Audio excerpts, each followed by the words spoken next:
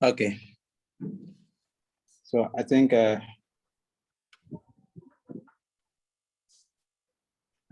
we can go on.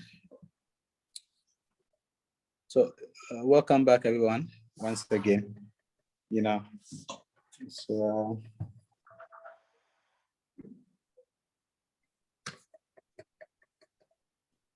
So let's move on to the pilot phase of it. So after you have been able to create the product, the service, you need to be aware that there is a phase where the product must go through, a certain process gradually. Don't be in a rush. Trust me, it's a rush already. So don't be in a rush, So importantly, innovation is about people. In the first place, you need to understand that in the first place, that what you have done is going to meet the needs and wants of people. And that use the pilot phase to see how people get excited about what you have created. So I have learned a new way of cooking food. I must be able to serve my family, first of all, with that delicious meal and see their response. For all you know, to me, it is sweet, but to them, it is nothing to write home about. So your jubilation and your excitement will just cut short over there. But when they're able to test it and you see that they are responding positively, then you move it to the other households, around you. Eventually, you move it to your community. Eventually, you move it to your municipality and then the country at large. Now, everything we are teaching here, the seminar is basically about how to start from nothing to having a business. So if you are here and you don't understand that this seminar is about me becoming an entrepreneur, then please, you have to come back again. The seminar is basically for you to learn how to create a business and how to champion the cause of growing a good business and make it one of repute, that it will serve the needs and wants of so many people, millions of people. You understand? So everything we talk about here is not at the individual level. It is for commercialization. Every of the things we are teaching now is for commercialization. So let's take note of that. And then we are talking of get people excited about it to, doing the pilot phase to see whether it's good or not. And all of this will come from your market survey. You need to go out to engage people, to interact with people, find out their views on what you want to offer them, and see whether they're going to like it or not. Just express, let them understand the concept, what the whole thing is about, what are the benefits of the product to them. If it is a phone that you want to manufacture, if it is a communication device that you are bringing on board, if it is a gadget and equipment, something for the skin, something for the body, something for the immune system, something that would, like for the accountants and for the doctors and what have you. If you're a doctor here or if you're in the healthcare industry, is there, okay, yeah, there's one thing I remember. If you are in there's another big industry in Ghana that people don't know of, the mother care business. And I know someone who is on the platform who this will really go a long way to help. Look, let me extend this to every of the business enterprises that we are talking about. The market has changed. And whatever you are offering, you need to be able to move the thing to the people now. Unlike before where people will come to you, the market has now changed. If you can just have a way of moving that mother care business to identifying, Madam Pauline, can you please mute your mic, please? And Madam Edith, can you also mute your mic? We see Edith Ghana.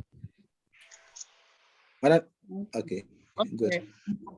If you can move the mother care, you move the whole shop or the whole company. If it's a factory or it's a shop, move it from the location to where the people are.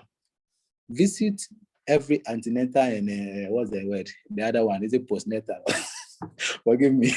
Visit every one of them. Have a flyer. Tell them you want to serve them. You want to come to them. Let them give you a call. Have an arrangement where, look, you walk past and there are thousands of Okada boys sitting on their motorbikes waiting for someone to pass by and call on them to move them here and there. If you don't have any means of delivery or transportation, create something around the Okada boys. There's now what do you call it? A discussion as whether to legalize or not. At the moment, they are still in operation. What I'm saying is move the business to who needs it. You don't necessarily have to carry the product itself. Just carry the whole service, the whole product offering to those who might need it.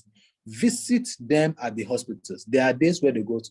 Every one of them needs children's products. But if you expect them to come to you, just compare the difference. The one that you are going to have phone calls from them. Do you know, myself and my wife were struggling at the time to even get some kind of dresses for our children because, one, there's no time to go to the market to buy it. If you have to go, you have to travel all the way to Accra, Kantamanto, Tudu, just so you can get competitive price sometimes, you know. But for many people, the convenience of sitting in their home and having you bring a bill, open it up and let them make a choice, they are good to go. So that's a free one for whoever is in our industry and is listening. It's a huge one. Madake. If you're not selling, then that means you don't know what to do now. Like you really don't know what to do. And this is how to go about things. Just move to the people. Whatever business you're offering, learn to move to the people. Now, another pilot, you are saying, let it be organic. Don't rush the process. So even with this whole thing we are talking about now, about moving to the people, let it be in phases. Once you believe in a product, let it be organic, grow organically. Don't rush things on people, otherwise they begin to have doubts, Be flexible and let people express their feelings about whatever you're offering them, because they are the ones going to use it, and your product that you have innovated can only go far by what? Word of mouth, from peer to peer. You understand? It's going to carry a lot of weight. If I'm to... Madam Sylvia, can you please off your mic? It's going to carry a lot of weight if we have one person here who is able to tell us, look, I have this product and it really offered me this benefit and that benefit. That word of mouth carries a lot of power. So in piloting your product, learn to have people talk about it to others. Let it go like that. You will come to advertisement, advertisement and all of that. It is necessary. But once you are piloting it, let the word of mouth spread the good news to people. You understand? And then we are talking of diversify possible risk, which is after you've developed prototypes, test the whole thing, build it up, and successfully launch it in the market. Just see how you can diversify risk. This, I think I'll leave it to you. It comes by experience as well. Sometimes talk is cheap. Not necessarily that talk is cheap. Talk with hard work and evaluation is what makes the difference. So as we say it nicely this way and you want to practice it, be mindful of the risk and the disappointment that will come in. But just be resolute that at all costs, I'll win this race. I'll win this, battle. I'll succeed in this endeavor. You understand? So you are not easily disappointed and let down. No. It's hard work to get to the top. It is very hard work. There are so many nights you cry, nights that I have gone through it. It's not easy getting to the top. You understand? So after you have innovated a product and you are testing it and it's not moving, keep at it, keep reviewing, and possibly diversify the risk that will so much affect you and discourage you.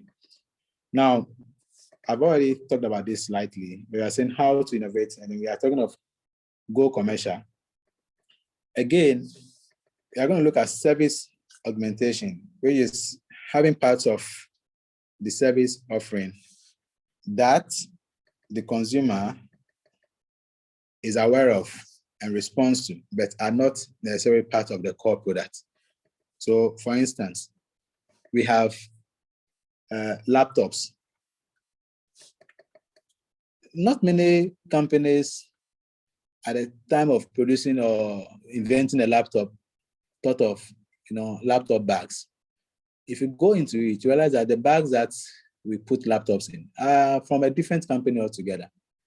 Yeah, so that is what service augmentation. It could also be product augmentation. So you look at whatever is in existence. There's this product there. All right. So there is television. There is a car company that sells cars. How do I go to this company and offer my insurance products to them? Because cars definitely go with insurance. You can't have a car on the road without having insurance with it. You understand? So create something from whatever is existing.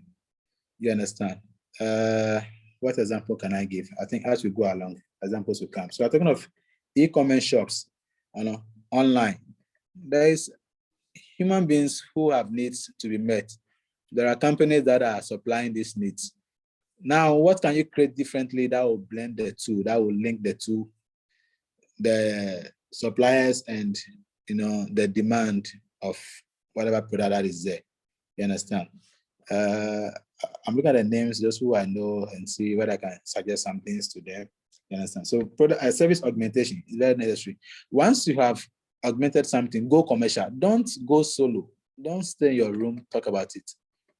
No, we are recording this and it's going to play eventually. At the end of the day, it's a way of selling what we are doing. You understand? Commercialize your craft. And then we say create complementary goods and what? Services. So goods whose appeal increases with the popularity of what? It's what? Complement. If you have Milo, you need milk to enjoy your Milo. You understand? If you have sponge, you need soap to enjoy your bath. You understand? Whatever it is, look at what to add to that thing which will promote the thing, also promotes you. You understand?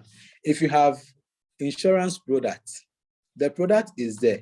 But if you're able to inform and educate people on the need for insurance, you are selling yourself, you are selling the insurance product. Both of you go hand in hand. Insurance is selling, you are also selling. Your consultancy is selling. You understand? It's as simple as that. But if you don't learn to appreciate that, I can create a complementary product out of whatever is existing, we all get to suffer. And that is the challenge of Africa. That is the challenge we see back home. We are all laid back. Same things continue for forever. And nobody comes in with a new idea. And whenever somebody introduces something new, it becomes, hey. And eventually everybody just hooks onto it. It stays there like that forever again.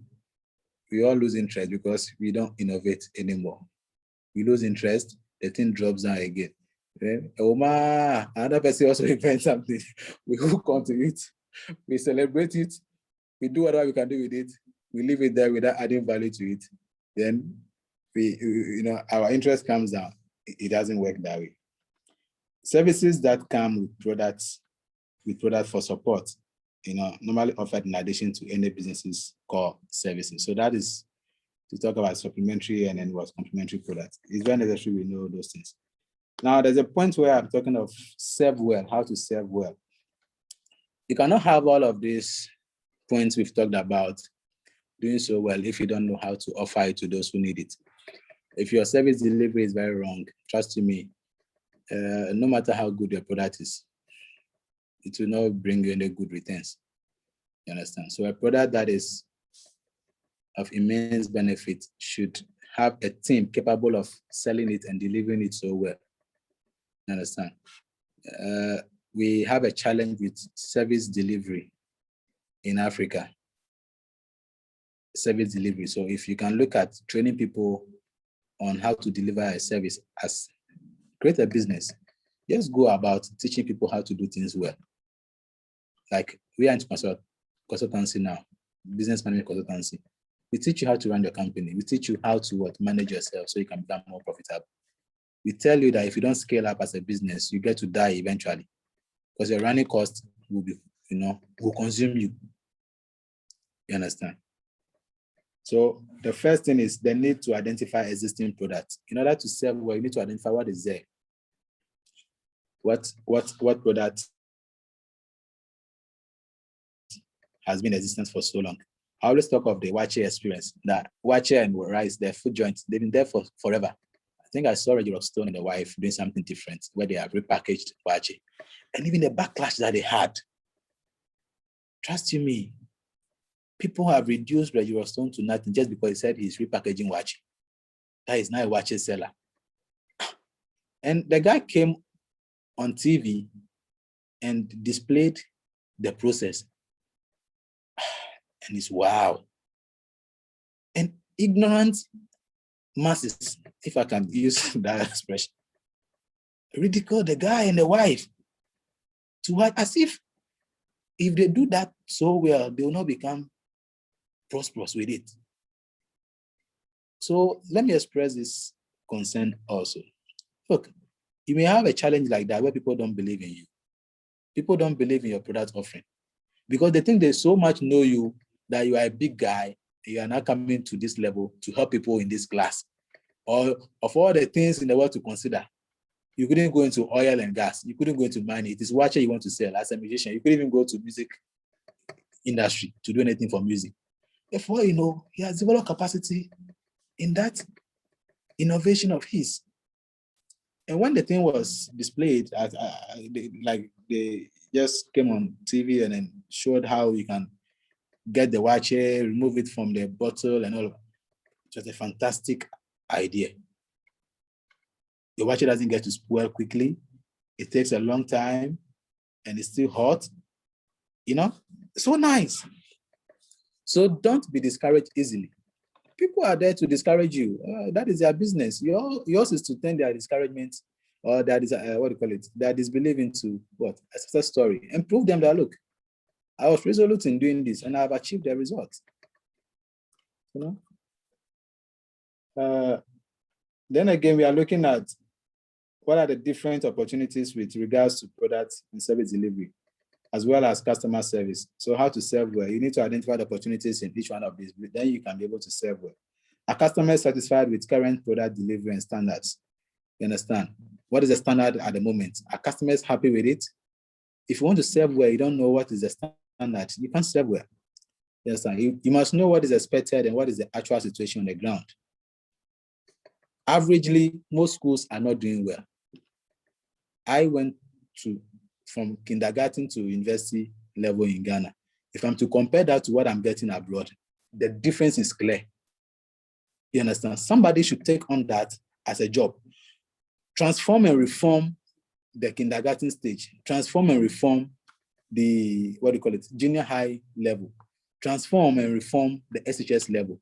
Bring Montessori, which now we are claiming is anything to go by, to what? Therefore, let people experience it for themselves. That it doesn't matter how much you have, you can still enjoy the Montessori level of education or standard of education. You understand? Don't leave it to the schools. Now be a school, an institution that teaches the schools how to run it. So just take 6 months, 1 year course, develop yourself in the methodologies to run a Montessori school and teach others how to what? Make this a solution. You understand? I wrote an article quite recently talking about in order to solve our millions, the problems we have, which are in their millions, let us institutionalize each of the problems with the kind of solutions that we have. If you have a solution, make it an institution that will offer that solution on a large scale. Don't call me in my house. Let me not call you in your house and we talk about it, you and I. It dies with us.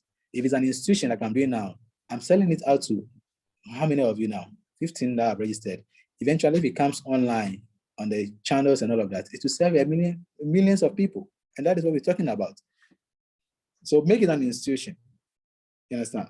Offer quality at best. Nothing less, nothing more. Quality should be your ultimate if you want to serve and serve well. let quality be the ultimate. You may surely start from somewhere, but have this at the back of your mind that I stand for quality. I stand for what? The best. And don't just be offering us anything that is already in the market. Then what is the competition all about? You want to run a school. You want to run a hospital. You want to run what? What are the examples? You want to bring a phone to the market. You're an insurance company. You're an accountant. And your financials cannot fly beyond Ghana.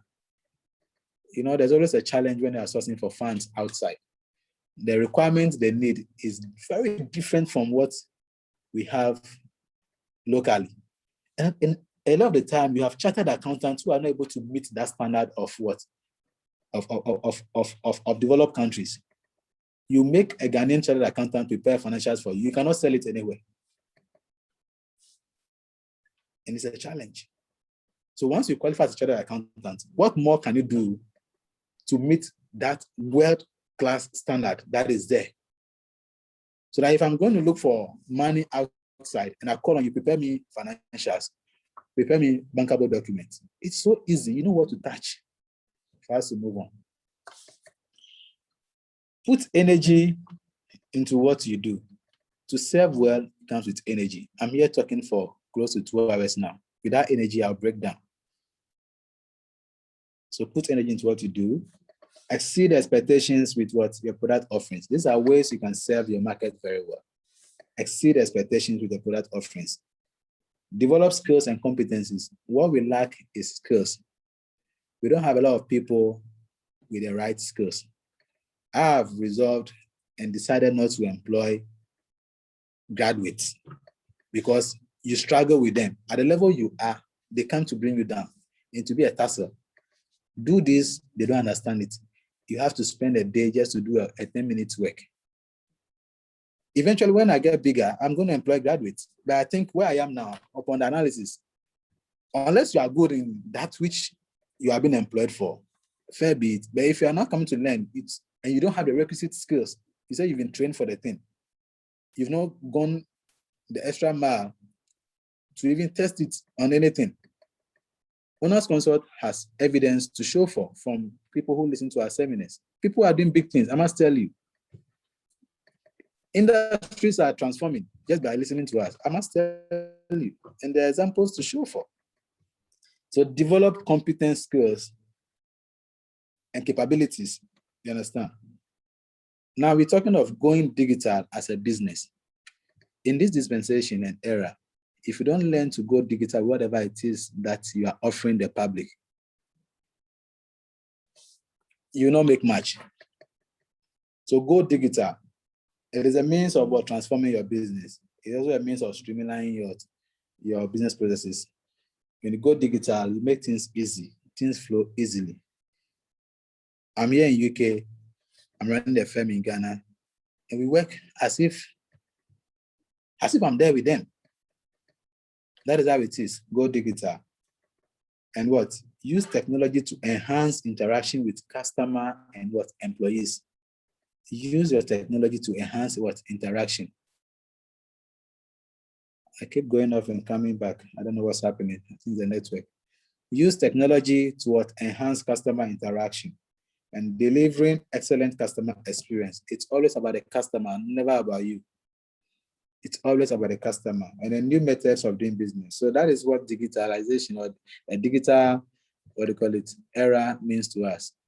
It is always about the customer and it offers us new methods of what? Of doing business, which is very important. All right. I think, I don't know whether I should pause here and then get 1 or 2 feedback from you, or we should just continue and then wrap up quickly so that we can move on to the next session. So we talked about business process, as one of the things we're going to be delving into. And I think for all of us here, it is important to understand what is a business, as we have already discussed, and what are the processes that we must know and consider so we can, do the right things and see growth and become more profitable. So we are talking of a set a set of logically related tasks or activities performed to achieve a defined business outcome. If you have a company or if you have an establishment, you need to have a process with which you operate. We have drawn out a manual for that. How, if you engage with owners consult, where we start from, where we move you through, what we do differently. Each phase, we walk you through it. So you understand that it's a process. We just don't do things anyhow. Now we are looking at 3 different, issues or 3 different things when it comes to business process. You have to look at the primary process, which addresses the main value added activities. The main things that you do, what are the processes that you go through to do that which you do. Then there's a support process, which is necessary, but albeit not value added activity. So the support does not really add any value. The main process is with the primary process. The support does not really add much value. You understand? I don't know what to even look for. I think an example will come, which I will share. And then the development process, which seeks to improve the performance of primary and support processes. You understand? Over time, you have to learn to move on. And that is where the innovation comes in. How do you develop? How do you add value? How do you grow? You understand? It should be part of your business process. You get the whole thing. And then the mapping, when you have a process, you need to have something we call mapping, which is developing graphic representation of firm's relationship and or activities making up the business process. You need to develop a graphic representation. So when you work into the company, in your organization, in your firm, you need to be able to lay out, this is the starting point, this is the middle, and this is the end. So that in between, if there's any challenge, you know where to go, you know what to tackle, you know who to see. You understand? If you don't have a graphic representation, the meeting will be ending in 10 minutes time. We are going to reconnect again shortly. And then I think we'll come back again. And I trust this will be the last time we'll be reconnecting because it's now 12:18. And then from there, we'll just move on to the launch of the SME Business Support Fund, something which is for all of us. So we need to join and then have that program launched and apply whatever amount of money you're looking for, just apply. We are there. Next year is our Europe tour. We are just touring Europe, looking for all the money we can get to push into Africa. Trust you me, it will be big and huge. So don't be scared of any amount. And we are going to scrutinize the business idea, the proposal, and make sure it is worth the investment that you are asking for. So in case we go off, just as we have been informed, reconnect and then we'll continue by wrapping up shortly, and then we'll go into the launch of the second program. So purpose of mapping, we're talking of, it creates common understanding of the content of the process. So whatever you are, be it manufacturing industry, be it a service delivery company, be it consultancy, be it teaching or whatever, mapping helps you to understand the content. You do this, you do that, you do this, you do that. You understand? The activities, the results, and who performs various steps. You understand? You have a school. Who does what? When somebody first comes into the school, where does the person go to? Who takes care of this? Who takes care of that? Who takes care of that? How quick is the process? Is it satisfactory or is boring and exhaustive? You need to simplify your process so to get the best outcome. It defines the boundaries of the process. Understand? It provides baseline for measurement and impact of improvements, efforts, which is very important. If you have a map that you follow as a company, you are able to know how to measure what is happening. If you are falling short or you're not performing in a particular area, you are able to identify it easily. Unlike when there's nothing, you are running a local champion company because it's your own money. It's for you. You understand? And perhaps you're even doing well.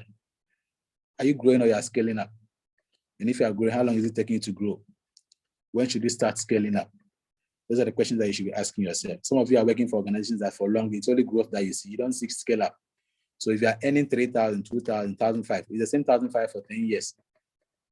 At most, they increase by 1%, 2%. It is very wrong. You need to scale up. Once you are able to help guys to scale up, all of you get to enjoy the goodies that come along with that scaling up activity. And to take a team to scale up, not an individual. You understand? So it offers a baseline for management, for measurement when you map the organization, graphical representation. Each and everybody is on there or on the in the map. It helps a lot. Now we're going to talk about importance of the business process, which ensures productivity. That is a measure of process performance. And this is something that I'll take my time to explain so you can understand and know how relevant it is to your business. If you talk of productivity, it is basically your output over your input. Now, a lot of us go to work and things are happening, but trust me, majority of the things happening do not point to a productive exercise.